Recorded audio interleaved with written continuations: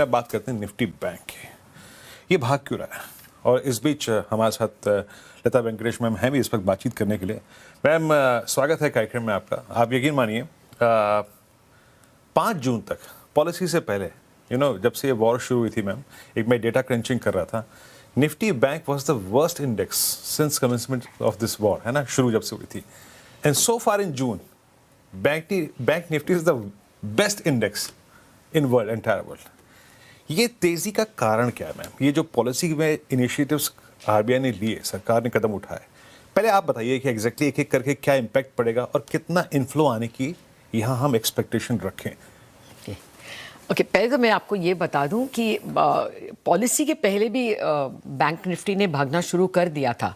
Policy के दिन थोड़ा प्रॉफिट टेकिंग हुआ, वो तो फ्राइडे बहुत ही ख़राब दिन था, it was a global risk of, लेकिन उसके पहले भी थोड़ा भाग चुका था। और वो इसीलिए कि ये जो प्रपोजल्स हैं FCNRB डिपॉजिट्स के, foreign currency for non residents, वो प्रपोजल हवा में था कि वो आने वाला है, और ये ECB का भी आइडिया था मार्केट में। अब जून 5 को वो ऐलान किया गया, लेकिन उसके डिटेल्स में फिर भी थोड़ा मिस्ट्री था। और जब मंडे नाइट को वो रिलीज हुए, तब एक स्कीम में एक रिलीफ था, दूसरे स्कीम में एक सरप्राइज था, और उसी के कारण आज बैंक निफ्टी भाग रहा है।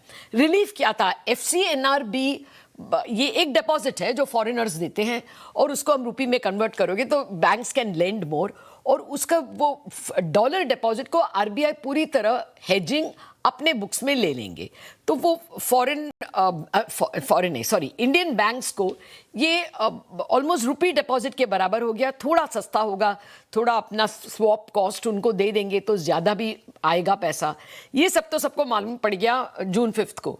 सरप्राइज एलिमेंट या relief element, sorry not surprise, relief element ये था कि क्या बैंक्स लोन देकर ये डिपॉजिट ले सकते हैं क्या, जस्ट हेल्प देम लेवरेज।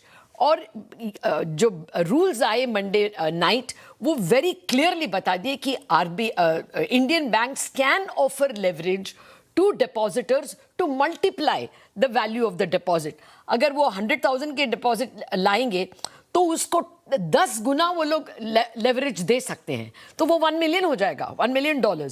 और इसके वजह से द फंड्स कैन इंक्रीज। वो लेवरेज का परमिशन मिल गया, वही एक रिलीफ था। एक डाउट था बैंकर्स के मन में कि कहीं रिजर्व बैंक वो प्रोविजन ना रखें। दैट इज अबाउट FCNRB, और इसीलिए one of the reasons why Bank Nifty is running, it means slightly cheaper deposits, cost of funds. Second reason ये है कि जून 5 को हमें बताया गया कि PSUs can raise external commercial borrowings, ECBs, basically dollar denominated loans. अभी PSU में क्या SBI गिना जाएगा, ये हमें पता नहीं था। Some of us assumed कि public sector banks will be allowed. Some of market assumed public sector banks are not called PSUs.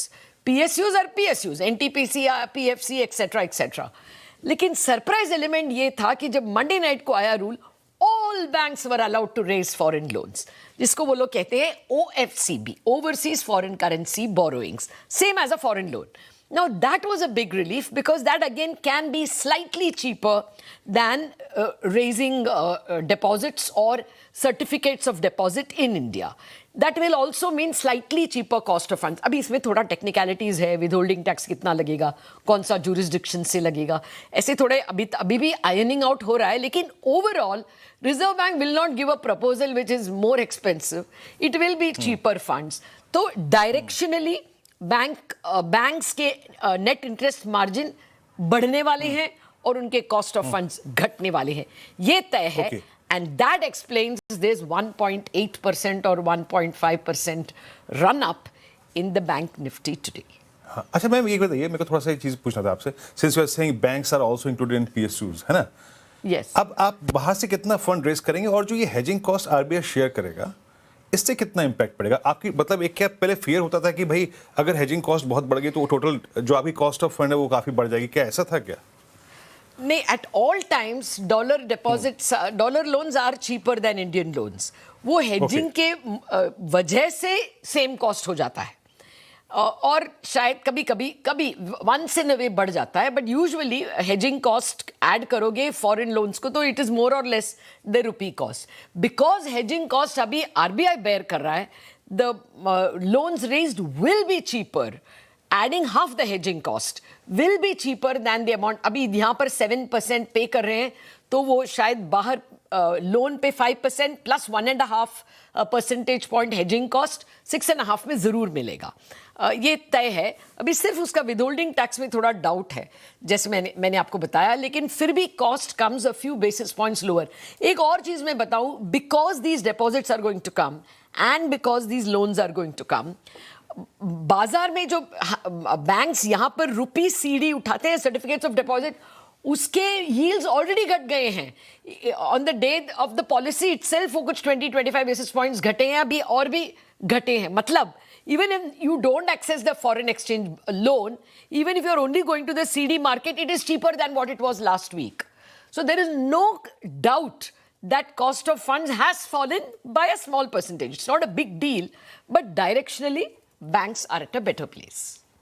Okay, शुक्रिया मैम इतनी इजी तरीके से आसान भाषा में सीएनबीसी आवाज़ के दर्शकों को बताने के लिए कि बैंक निफ्टी में आज ये स्ट्रेंथ कहाँ से आई है। Thank you so much ma'am.